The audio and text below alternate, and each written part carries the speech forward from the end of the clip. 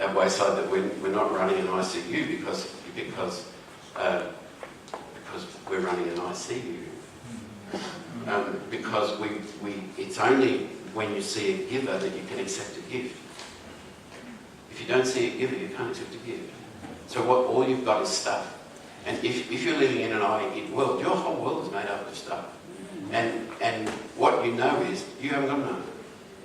And I don't meet you as you. I meet you as a possible source of stuff. Because I'm living in an I-it world, and I suspect you've got stuff which I need. And how do I get the maximum amount of stuff at the minimum price? Well, I just described the whole bloody economy. But you know, that's damage. And that's the power that comes with I thou. To name that as damage. To name that relation. Yeah. You know what? No, this isn't about having a happy life. It's about being alive. Flourishing life. Yeah, flourishing life. Go. I forgot to read this, but as I'm listening to it, I'm thinking, did he study Eastern philosophy? And Yeah, there's he's such a correlation Yeah. between this and what you study Buddhism. Buber is, and look, a lot of the scholars, especially German scholars that wrote at this time, are the most consummate academics you'll ever find. And Buber wrote fluently in half a dozen languages, and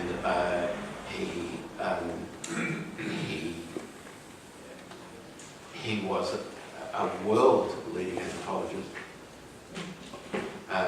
He was a professor of sociology in the University of Jerusalem for many years. You know, we're talking about a guy whose knowledge is just astounding.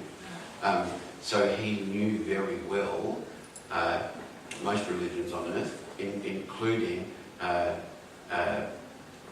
very small tribes, and you know. So yes, there's a correlation. Yes, there's common ground, and that's on purpose. You know, there is common ground. Because in that kind of Eastern philosophy, in terms of people not wanting to be happy, they do take it one step further and say, if you live in the present moment, and with mindfulness, you then can live a happy life. And Yes, and Buber's okay with that, except that it's only a human life when there's two of us. yes. That's the difference. So Buber's right with, you know, Buber and a Buddhist would be together a fair way, except that in the foundation of Buber, it says, this is not a human being. Oh, no, he'd say, this is not a person.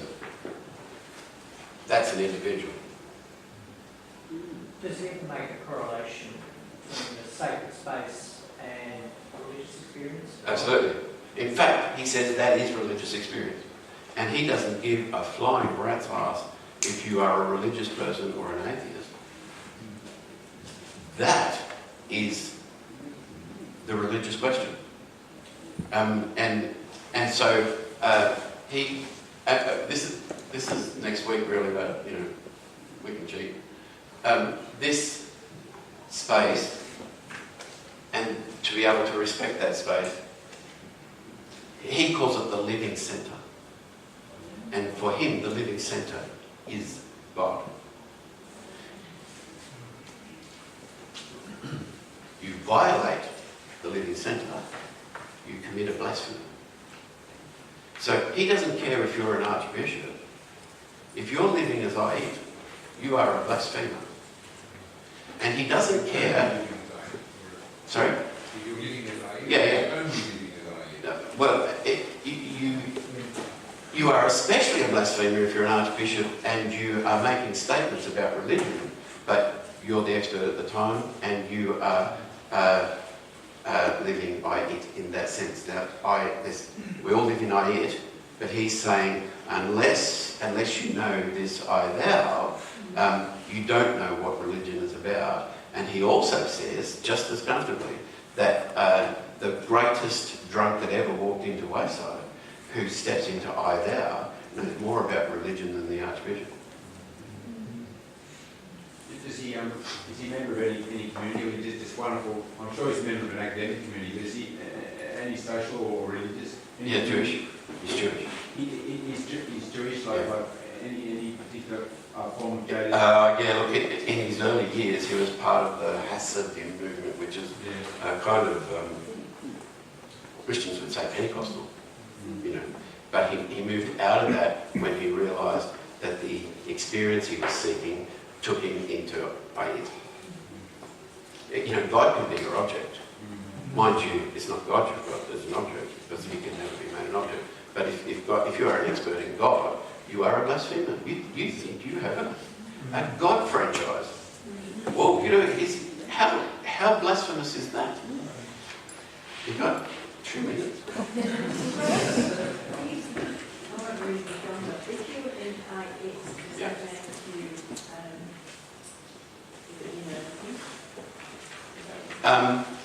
It means that...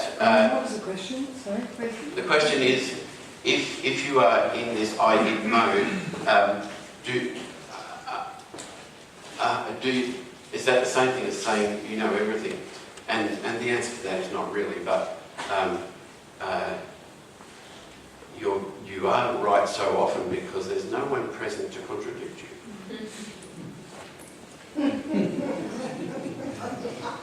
I had a poor guy that was immersed in post-modernity, if you remember that from last week, who tried to tell me that we didn't exist. And I said, well, I think you're wrong, and I think you're not here to contradict me.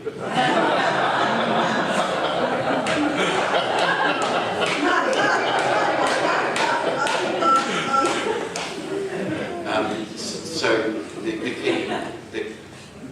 key is that when you're fighting always to establish your point of view and make your point and get people to sympathise with your position, it's it. And you've got people and you want them to be your objects and you want them to back up what you want to say and all of that. But the truth is, if you have an eye out, you will shut up. You know, in the presence of another, you stop talking.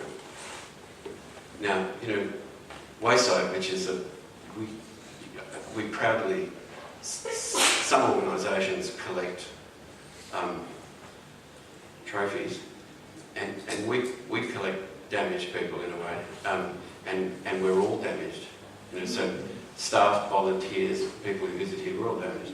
And Wayside is absolutely famous for sitting around a table with 4 or 5 people present and having 4 or 5 completely unrelated conversations going on. It's a sign of damage. You know, I'm living in this world, I'm living in an incubus. I created this incubus. Because the one thing I know is I'm alone. And so I have to get airtime into this. I have to fight for my space. You know, it's lonely and it's horrible and all of that, but that's the world we live in. And that's why, you know, we have seen at Wayside some of the most dramatic turnarounds of people ever. And when I was a bit younger, I'd see one of these turnarounds and I'd want to go to somebody and say, what was the thing? Because I thought, you know, if I could bottle it or write a book about it, you know, I'm rich. But because I was schooled into this, you know, Maslow's hierarchy of needs, which is a load of shit. I was schooled into thinking that you meet these needs first, then these needs. And up the top is self-actualisation, and that's where it all happens when you self-actualise. That's crap. That's crap. People turn around at a moment when they are unself-conscious, by definition.